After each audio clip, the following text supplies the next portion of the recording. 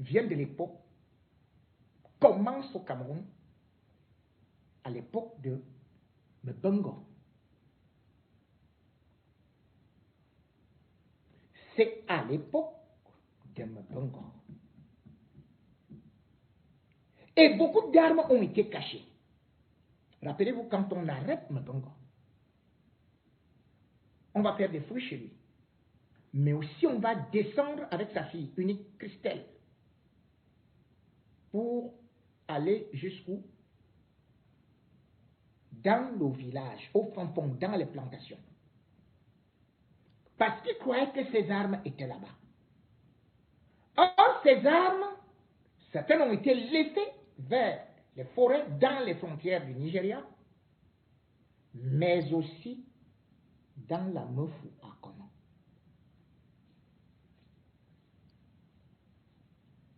Dans la Mefou à Kono. À Mbalelom, chez Adamna Kuna. Et ceci, avec la complicité, je dis bien la complicité de Kabaye Diégué Djibril et un étranger, un vrai mercenaire. Ce mercenaire, c'est Guillaume Soro.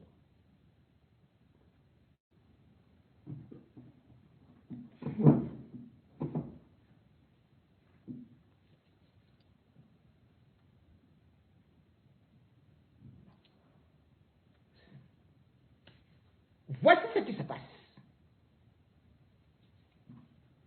Mbongo est convaincu qu'il doit être président de la République et qu'il doit prendre le pouvoir.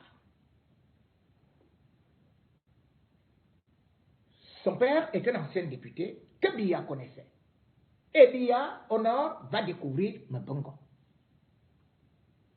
qui va lui dire qu'il est le fils de Ngomebe. C'est comme ça que Biya fait qu'il revienne à Yaoundé. Je commence pour monter. Quand il est nommé préfet, dans le Fundi, Biya va voir la défection de Titus et Bougou, et Djoa plutôt, qui va se présenter comme candidat à l'élection présidentielle.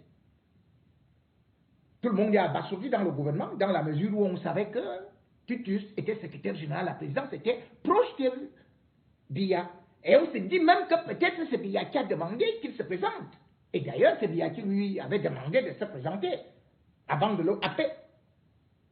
Mais le seul membre qui n'était pas du gouvernement, mais qui était déjà préfet, c'est Mbongo, qui commence à répondre durement et menacer même d'arrêter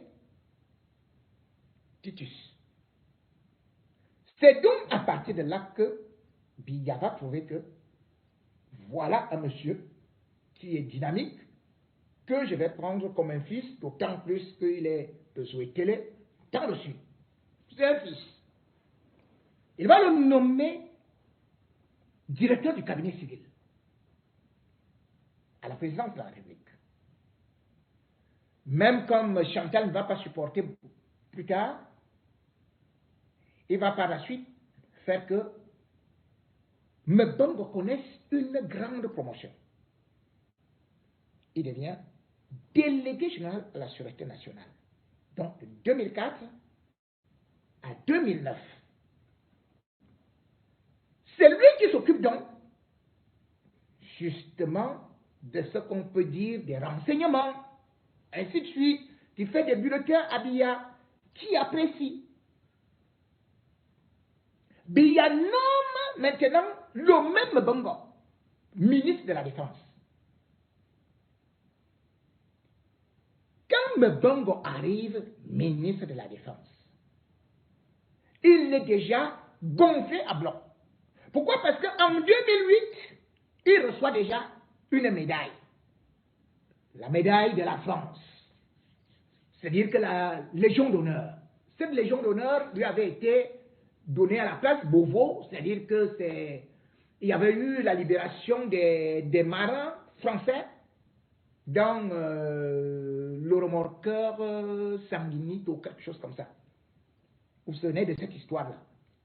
Donc, c'est le Cameroun qui avait permis à la libération de ces marins-là. Et l'opération avait été menée par Mbongo. Mbongo, donc, est contacté pour venir recevoir en France une belle médaille, le vieux nègre, la médaille.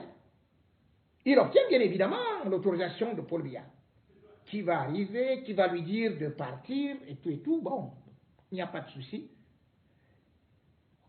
Il va recevoir la Légion d'honneur des mains de Brice Hortefeux. Mais il s'allie avec Nicolas Sarkozy. Ils deviennent des amis. De telle sorte qu'il va même louer une maison là-bas, je crois que vers la Jatte, là-bas vers Neuilly-sur-Seine. Il va louer l'appartement de Nicolas Sarkozy. À partir de là, il s'est dit que la France l'a choisi comme futur président de la République, d'autant plus qu'il est assis à la droite de Dieu le Père. Mais Mbongo est prévoyant. Et il lui faut beaucoup d'argent. Parce qu'il sait que une élection ou alors prendre le pouvoir par la force, ça nécessite beaucoup d'argent. Bénéficiant donc, ou bien se disant donc qu'il a déjà l'onction de la France, Mbongo va tisser un autre réseau. Et ce réseau-là, c'est celui de la CDE. CDE, c'est-à-dire que cette histoire qu'ils ont eu à dire que oh, l'eau venait du Maroc ou quoi, c'était un truc de détournement. Et là-dedans, il était avec Atanga Kouna. En 2009, je reviens donc. Biya l'envoie au ministère de la Défense et nomme Louvion Bardangele. Mais entre-temps, Mbongo, lui, pendant 6 mois, 7 mois même, il va cumuler les 2 postes. Ministre, délégué général à la Sûreté nationale et ministre de la Défense. Quand donc Louvion Bardangele vient prendre son pouvoir, ou bien son service, c'est Mbongo qui continue à diriger, à vouloir diriger la délégation générale à la Sûreté nationale.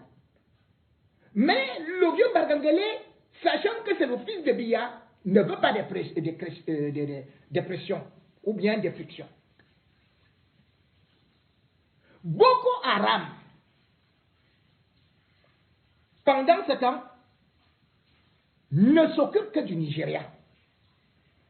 Boko Haram ne s'occupe que du Nigeria. Boko Haram n'est pas au Cameroun. C'est sous Mbongo que Boko Haram arrive au Cameroun. Et pourquoi? Parce qu'il fallait, à travers le trafic, la vente d'armes, l'achat des armes, faire des détournements massifs, créer une rébellion. À chaque fois que Boko Haram va attaquer, le vieux Bardangele donne des informations. Mbongo, qui est ministre de la Défense, il déplace plutôt les troupes. Bam! Boko Haram frappe. Pas moins de 4 fois. Le Cameroun a perdu, jusqu'à ce que Biya ne comprend pas. Et il appelle en consultation son vieil ami. Comment? Je t'avais enlevé, mais depuis que tu es là, je ne comprends pas, ça ne fait que frapper. C'est là où il dit comment? Excellence, je fais des rapports, je fais ceci, je dis que à tel endroit on va frapper, et puis le ministre de la Défense lui dit que c'est pas juste, c'est pas ceci et cela selon ses renseignements et tout. Donc, Boko Haram, voilà, c'est moi je ne sais pas ce que je peux faire. Voilà le premier hic que Biya constate. contre Mbengue. Rappelez-vous que Biya déclare la guerre à Boko Haram en 2014. Ça coïncide avec quelle date? C'est l'arrivée de Guillaume Soro au Cameroun.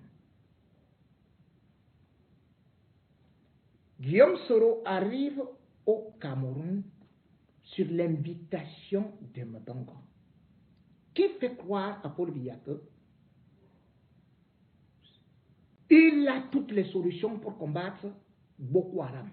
C'est un grand expert parce qu'il connaît combattre des rébellions. Voilà comment il vend l'arrivée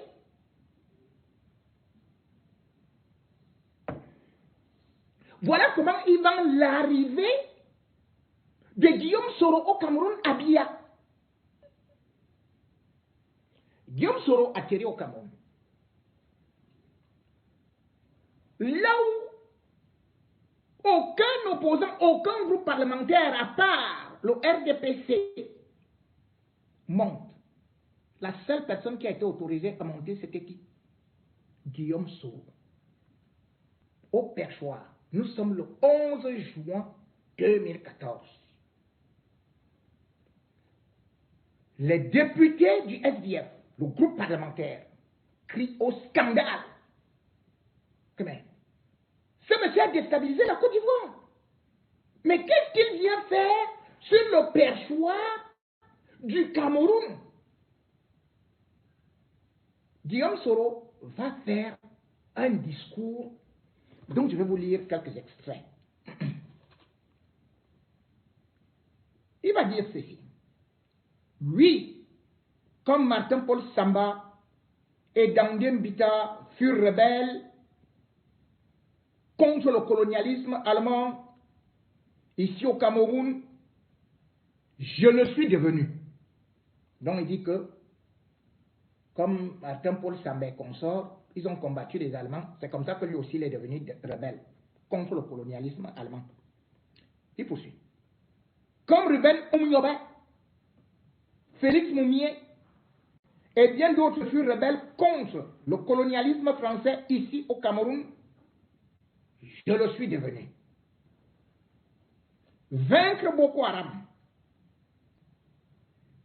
n'est pas seulement une nécessité, c'est un devoir sacré pour la sauvegarde de nos valeurs d'humanité. C'est Guillaume Soro qui quitte la Côte d'Ivoire pour venir au perchoir de l'Assemblée du Cameroun. C'est-à-dire que le gars qui a chassé Gbagbo, il nous dit maintenant qu'il a combattu le colonialisme. Or, le colonialisme dont il parle, qu'il vient apprendre le panafricanisme camerounais. Qui a chassé Laurent Gbagbo? Mais c'était les Français, non?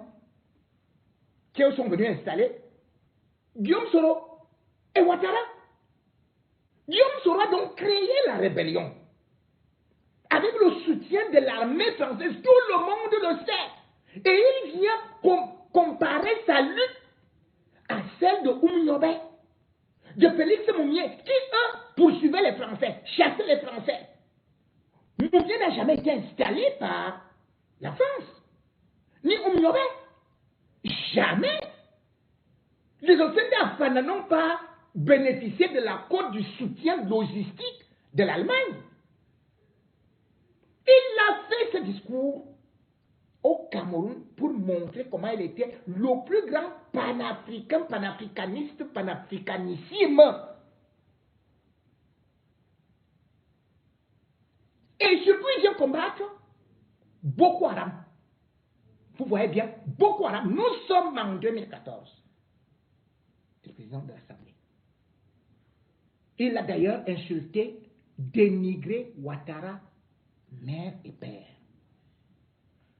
Mais le président du groupe parlementaire, parce que je crois que le SDF devait avoir 14 députés, donc 13, il va répondre, il avait répondu, je crois. Joseph Banedem,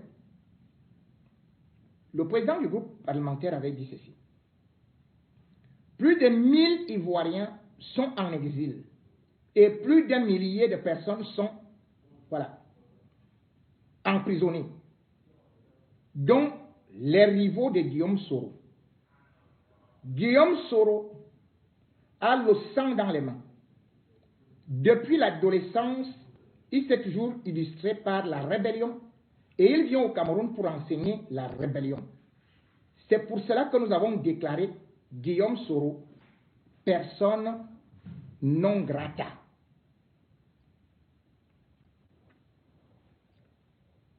Les gars du SDF sont sortis.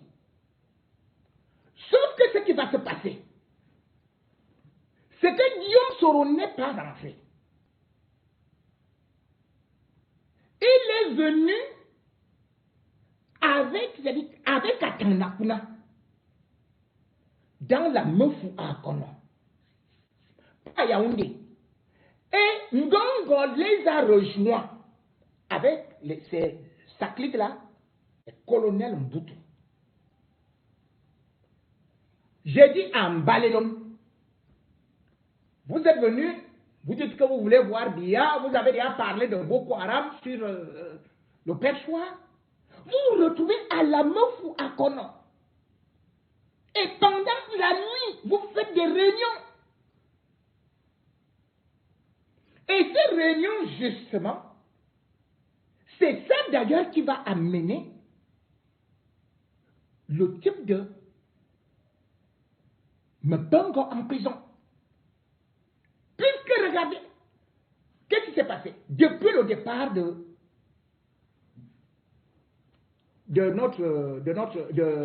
du grand panafricaniste, ce qui s'est passé au Cameroun, les armes ont été achetées à partir de la rébellion libyenne. Parce que quand on vous parle seulement des armes chinoises là, non, d'autres sont venus, beaucoup sont venus de la Libye, ont été recyclés, sont passés par la Côte d'Ivoire, puis bifurqués au Tchad, d'autres par le Soudan, sous Ngongo et sous Mbengo. C'était avec quel plan? C'était avec le grand rebelle. Je vais vous citer seulement. Au temps de Mbengo, les armes même qui ont été saisies et dont on ne sait même pas là où c'est parti après. Septembre 2013, à Maroua, 5400 fusils A47 ont été saisis. Mbengo est ministre de la Défense. Où sont partis ces armes? Janvier 2014, on a arrêté quelqu'un, un homme en tenue, avec 655 armes à feu. Où sont partis ces armes? 2018, on a fait une descente dans un entrepôt qui avait le cache d'armes. On nous parle aujourd'hui de 3000, que c'est trop. Mais à l'époque de Mbengo, on avait trouvé dans cet entrepôt 10 500 cartouches de munitions, d'explosifs et des fusils.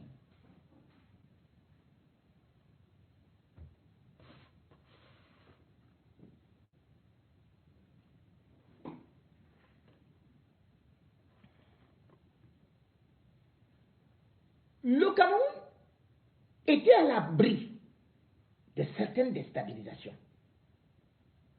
Parce qu'il y avait par exemple au Tchad, on fait beaucoup d'États. Mais c'est des rebelles. C'est des rebelles. Mbengo avait créé d'abord ce qu'ils appelaient le G11. Il avait créé ça vers 2005.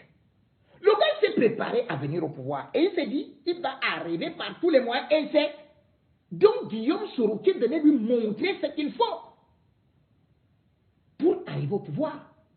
Et vous allez voir tous les scandales qu'il y a eu sur des trafics, les surfacturations d'armes. C'est quand Mbengo était au ministère de la Défense. Au ministère de la Défense. Toutes ces armes se retrouvent dans des brousses. Allez à Colomb. Allez plutôt en Baléo. Allez dans des brousses de là-bas. Des camions arrivaient là-bas dans la nuit. C'était pour faire quoi? Ah, peut-être ils vont l'enlever. Peut-être que machin, tout ça. On ne sait jamais.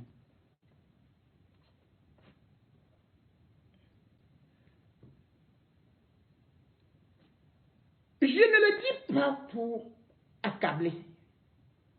Pour rien. Mais le timing est quand même considérable. Parce que vous ne pouvez pas faire venir un rebelle. Vous dites que vous voulez combattre Boko Haram. Vous avez constaté que Boko Haram n'a fait que se renforcer. Ça s'est un peu calmé quand il y a eu avec le Tchad et tout et tout. Mais aujourd'hui, ces armes. Et ces armes qui ont été achetées et surfacturées, d'autres ne sont jamais arrivées au Cameroun. Vous savez que en 2014 toujours, il y a eu des écoutes téléphoniques de la police française de lutte contre la délinquance financière. Alors, il y a eu la transcription, des transcriptions. Mbongo était ministre de la Défense. Nous sommes en 2014. Ces transcriptions n'ont été dévoilées qu'en 2017. C'est la France qui a découvert et qui a décapité le réseau Mbongo. Parce qu'il était avec un Corse qu'on appelle Franchetti, qui était chargé de livrer des armes au Cameroun. Mais les gens croyaient que c'est le seul Corse qui livrait les armes au Cameroun. Mais non. Et derrière ça, il y avait des rétrocommissions. Ces rétrocommissions, c'était pour faire quoi? On reprenait d'autres armes qui empruntaient des circuits parallèles.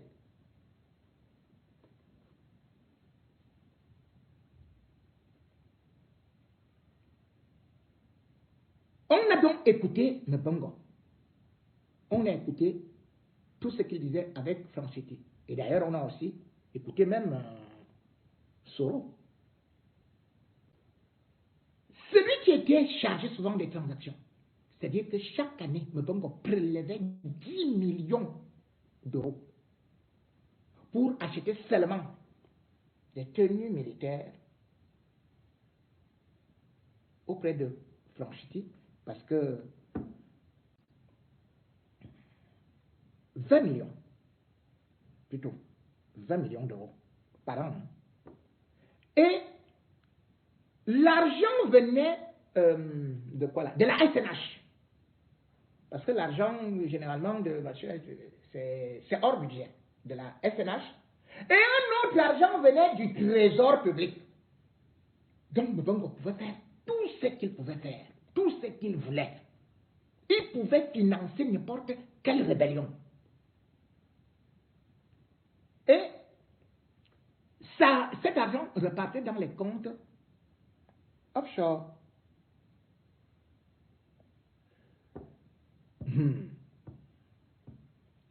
Chacun sait que Mbongo, avant d'être arrêté, c'est le seul ministre qui lui roulait avec un cortège de 15 véhicules.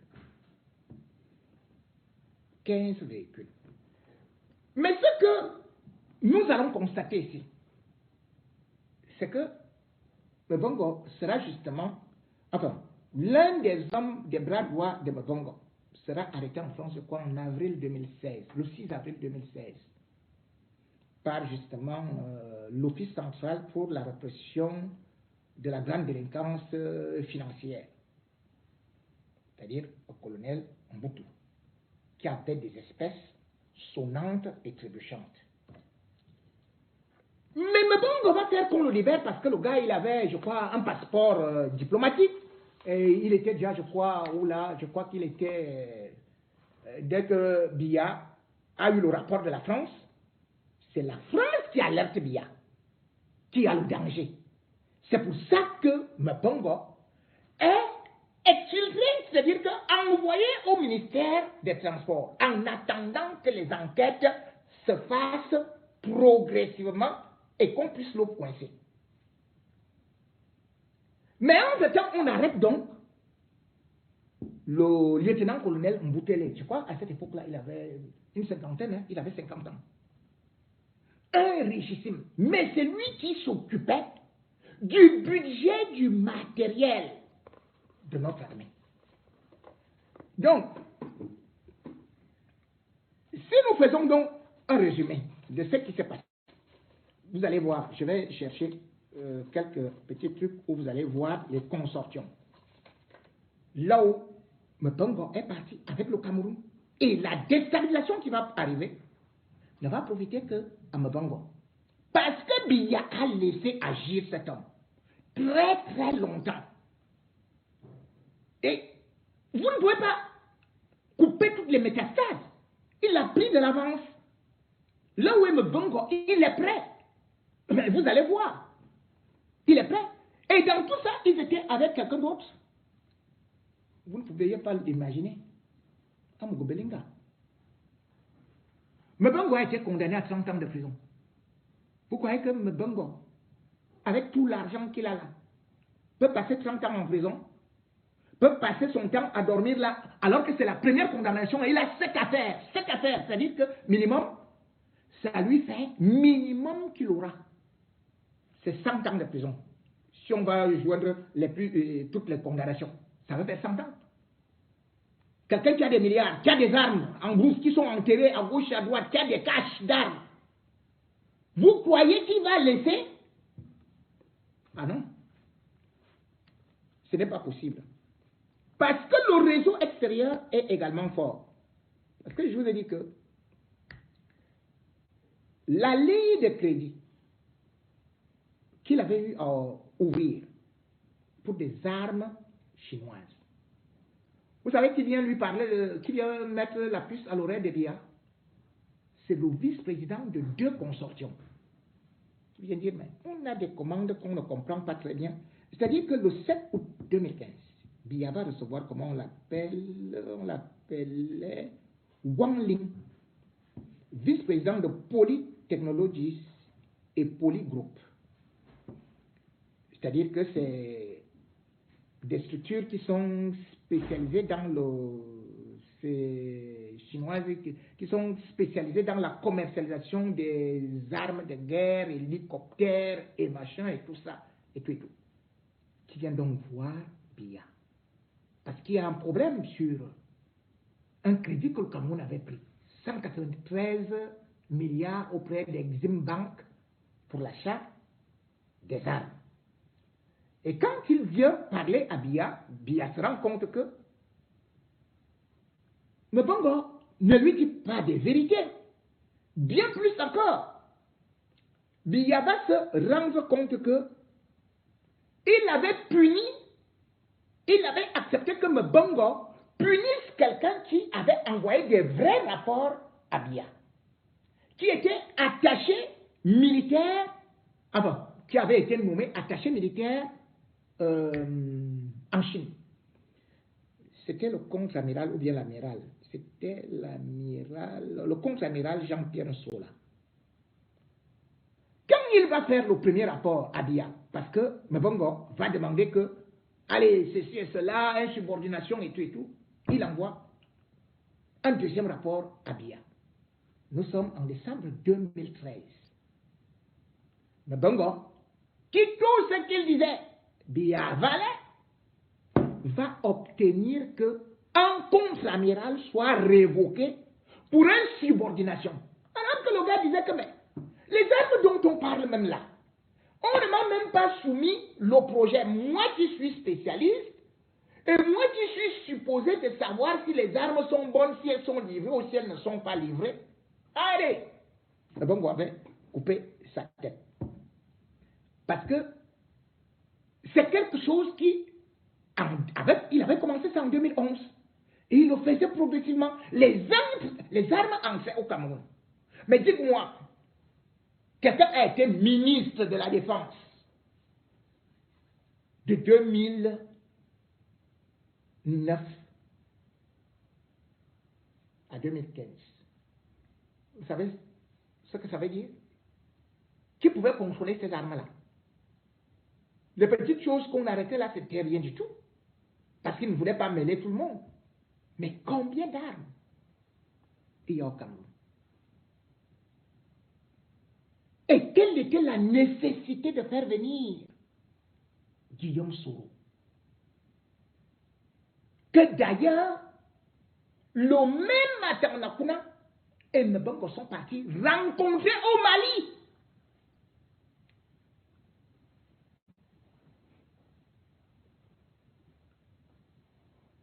Voilà donc là où nous en sommes aujourd'hui.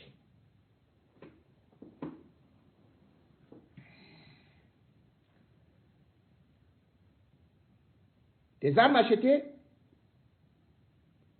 aussi. D'ailleurs, il y a eu un autre scandale. Celui-là, c'est le 28 septembre 2010. La société de vente d'armes croate qu'on appelle Sestan Butch saisit la BEAC, le gouverneur de la BEAC. Mais il y a quelque chose que nous ne comprenons pas. Là, on nous a commandé et tout. Nous avons fait des... il nous faut des garanties. Le gouverneur de la BEAC dit... Mais de quoi est-ce qu'il s'agit? Après, la société, c'est Stambouche, dit qu'il s'agit d'une garantie sur la base du contrat pour la fourniture des casques. Et selon ce contrat que j'ai ici, ils avaient conclu avec Mbongo un contrat et lui ont donné cash ici à Paris, 450 000 €. Et ils lui ont donc demandé une garantie bancaire pour qu'il puisse de nouveau payer 2,5%. Le contrat, c'était 14 224 000 €. C'est là où ça va, tiens. Le gouverneur de la BEAC, c'est-à-dire qu'ils ont fait une fausse garantie. Hein? Et on vous dit que Atanakuna là est dehors. Hein? Il est dehors. Papa. Mon frère Atanakuna est dehors. Ils ont fait une fausse garantie. Comme c'était une garantie de la BEAC. Et voilà donc comment est-ce que Lucas Abaka, c'est comme ça, N'Chama, il écrit une note de renseignement à Biya. Il engage une enquête. Parce qu'il dit, mais il y a le MINDEF, votre ministre de la Défense, qui a commandé des armes, qui est parti faire une garantie que moi je ne connais pas. Je ne sais pas si c'est la présidence de la République, vous ne m'avez pas saisi, et tout. Paul Biya ouvre une enquête. De cette enquête, on découvre donc que la société s'embauche. Effectivement, Mbongo était venu ici en France. C'est là où, dans un hôtel, ils ont eu à formuler cela parce que c'était ces armes et non les armes du Cameroun, mais qui devaient être payées avec l'argent du Cameroun.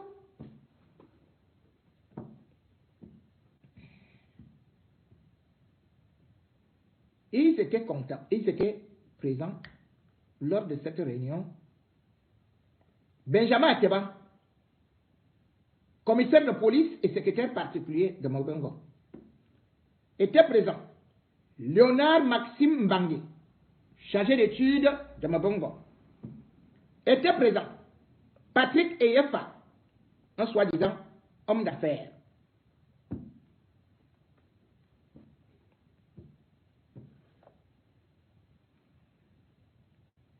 Mesdames et messieurs,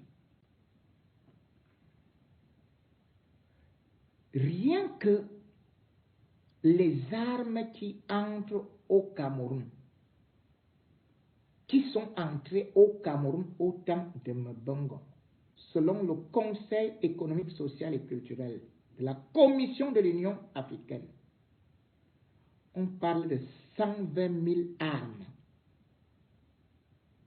dont les calibres, les revolvers, les pistolets, les fusils d'assaut, les mitrailleuses et tout ça.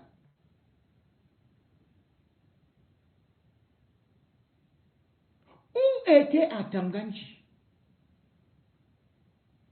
le grand secrétaire national, grand espion qui surveille tous les opposants là? Il est dans la même sauce. Les Atanganji, voilà leur gars. C'est Kabaye Djeke Djibril qui, lui, son réseau, s'était demandé des rançons. Avec des armes, machin, et tout.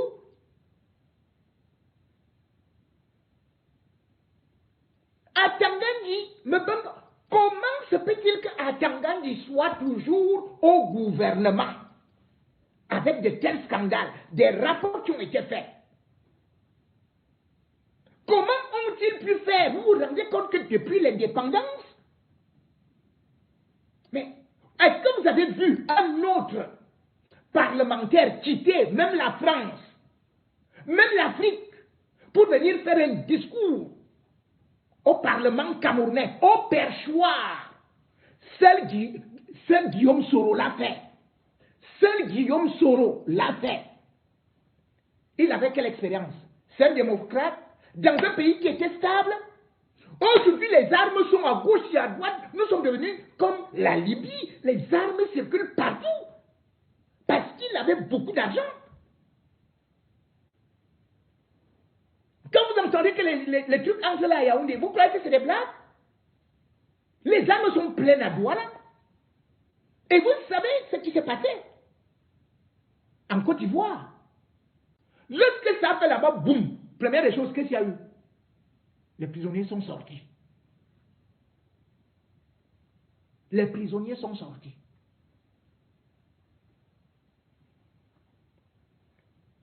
Donc même quand ça va arriver à Yaoundé, si jamais ça arrive, les premières personnes qui seront dehors, ce seront les Mbongo. Et comme ils ont des milliards, comme ils ont des armes, c'est une guerre civile incroyable. Regardez l'affaire du Zomlo des Zomlo. C'est Youngam qui vient vous parler. Nous sommes dans l'affaire Martinez Zogo. Et il dit non, c'est rien. Bon, Danoué, il faisait seulement un travail là au niveau des frontières avec le Tchad, la République centrafricaine, et donnait les informations au président de la République centrafricaine. Mais c'est très grave. Les armes ont circulé comme ça en République centrafricaine. La République centrafricaine a connu 3 guerres civiles entre 2004 et 2014. L'ONU était obligée d'opposer l'embargo.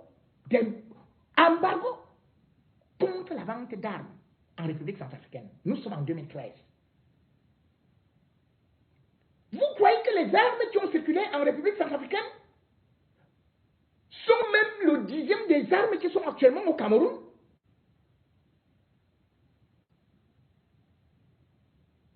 C'est-à-dire que la guerre civile que les gars là sont en train de préparer au Cameroun, mais on vous dit un truc comme ça, mais des stratèges doivent s'asseoir, on doit faire des émissions spéciales. D'où viennent ces armes? Qui est derrière ces armes? Comment elles entrent? On nous fait comprendre que oui, il y a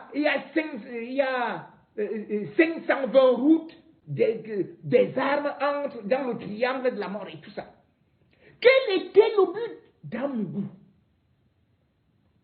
D'être collé à la République centrafricaine. de prendre des informations là-bas alors qu'il n'est pas des services de renseignement. Il dit qu'il donnait ça à Touadéra. C'était quel but? Parce que des armes entraient, parce qu'il y a le trafic d'armes, parce que ce sont les mêmes gens.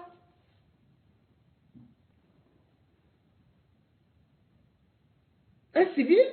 Mais attendez. Rien que ça. Et après, je vois les gens du tribunal militaire qui disent, qui inculpent Amuko Belinga. Pourquoi la complicité de torture? Mais vous vous rendez compte? Le danger qu'il y a. On vous parle de trafic d'armes. On vous parle des informations qui sont données à une puissance étrangère. Vous balayez ça. Et pourtant, c'est ça qui va engendrer une guerre civile. Le pire, c'est qu'ils se sont moqués des Camerounais. Vous vous rendez compte de la législation camerounaise? Une loi sort en 2016. Qu'est-ce qu'ils font? Les vendeurs d'armes là. Ils disent que la loi là, c'est que si tu es impliqué, si tu es un trafiquant d'armes, vous savez combien d'années de prison vous prenez? 3 mois à 2 ans. C'est ça la loi camerounaise. Vous vous rendez compte? C'est-à-dire que Atanga donne c'est lui qui délivre les autorisations de port d'armes. Lui-même, il reconnaît qu'il a déjà délivré ou bien 3800 autorisations de port d'armes. On ne sait pas à qui. Maintenant, on vous dit, si vous faites le trafic d'armes, vous n'avez que 2 ans maximum de prison. Les gens marchent main nue. Les gens du MRC. Main nue, ils n'ont même pas le caillou. On donne 7 ans. Quelqu'un fait le trafic d'armes, c'est-à-dire qui peut déstabiliser, qui va déstabiliser notre pays. Mais on vous dit que la loi camerounaise a prévu. C'est venu après la loi contre le terrorisme. Hein. La loi antiterroriste vient en 2014. La loi du trafic d'armes. Au moment où le Cameroun, la communauté internationale lui dit attention, attention, les armes entrent trop là-bas.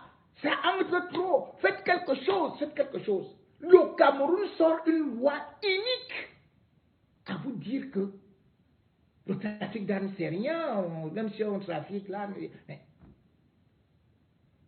Alors que quelqu'un qui fait le trafic d'armes, il devrait avoir minimum 20 ans, 30 ans de prison.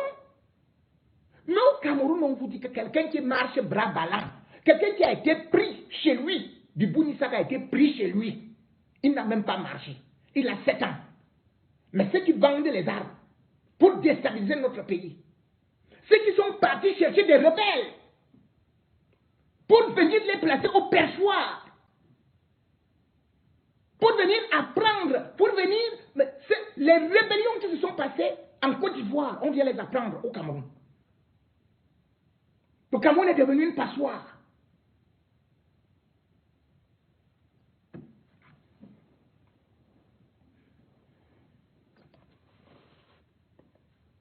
Je voulais juste, à travers ce cri,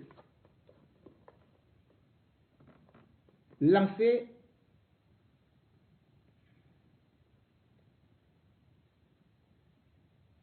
un cri à toutes les forces de défense et de sécurité.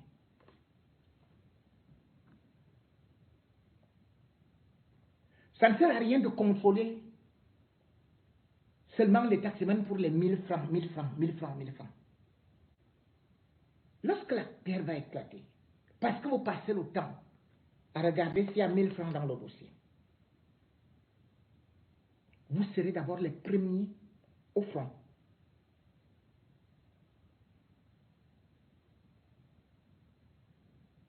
Nos services de renseignement doivent maîtriser ce que c'est que la provenance de ces armes. Deuxième des choses, un grand pays comme le Cameroun n'a pas de scanner au niveau des frontières.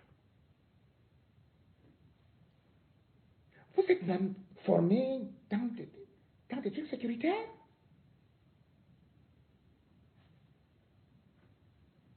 Du coup, vous n'avez pas de scanner. Donc,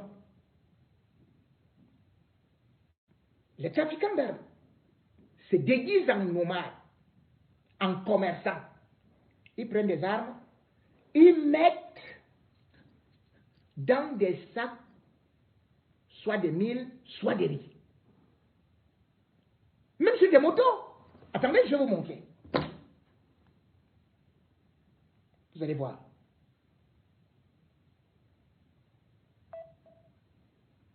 Vous allez voir ça. Si vous n'avez pas de scanner, vous faites comment? Comment faire?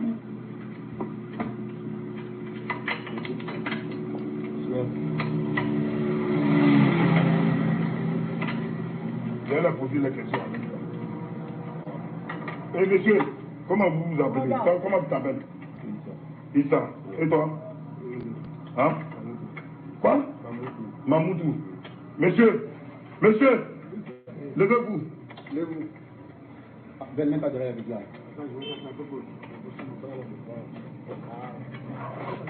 Monsieur, parlez fort, hein.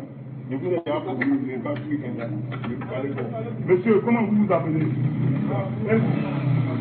Hein? Mahmoud, et toi? Saïd. Et toi? Issou. Ok.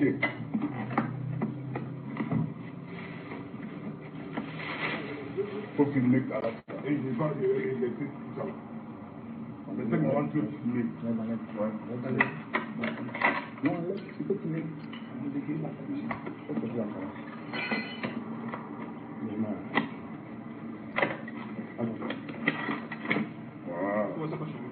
Voilà. Donne-lui. Donne-lui en même temps. Donne-lui. Donne. EPA là, donne. Tiens. EPA là. Prends. Hé, prends. Monsieur, prends rapide. Non, donne là, là. Prends. Voilà. Ça. Prends. Prends, monsieur. Donne ça. Donne. Tiens. Bon, ok. C'est bon ici. Venez. Vous avez vu? Vous avez vu? Donc comment est-ce que ces gens, ils peuvent cacher des armes n'importe où? Et d'ailleurs, vous allez voir, même les armes qui ont été découvertes là, je vais vous les montrer, comment est-ce qu'ils ont eu à dissimuler cela.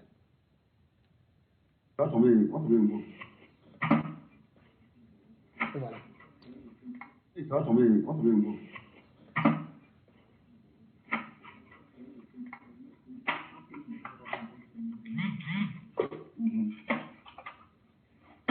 Vous achetez des champagnes pour 2 milliards, 5 milliards. Ah, ça tourne. Mais vous n'achetez pas les scanners. C'est en train de tourner. Ça ne sert à rien. Mais c'est quand même terrible. Mais Paul Biya, oh vraiment, Paul Biya n'a pas aimé les Camerounais, ni son pays, c'est pas possible.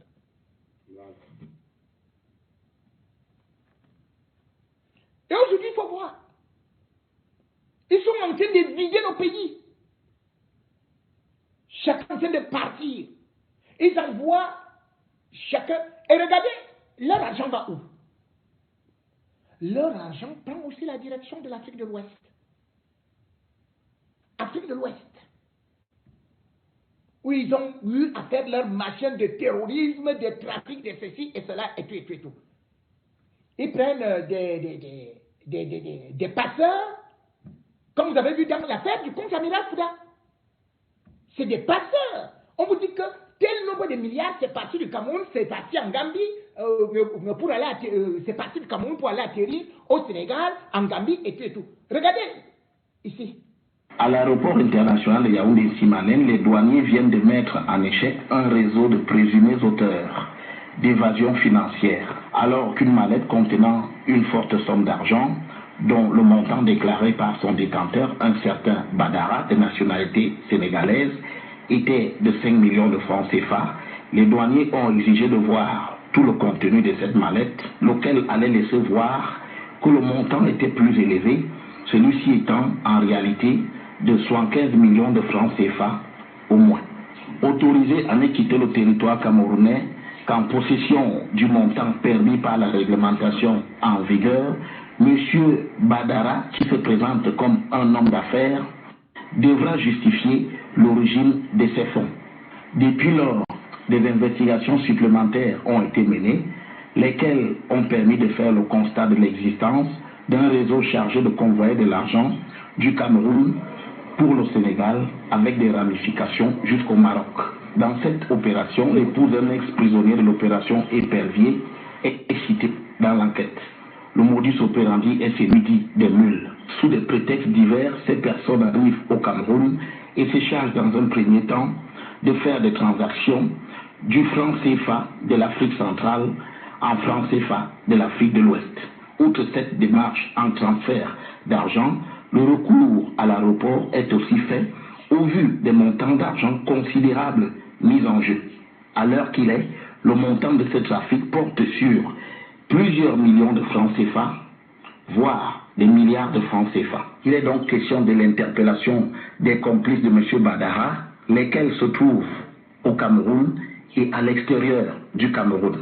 Avec la période d'incertitude que traverse le Cameroun, des mouvements financiers suspects sont de plus en plus légion. Je vous laisse avec votre pays.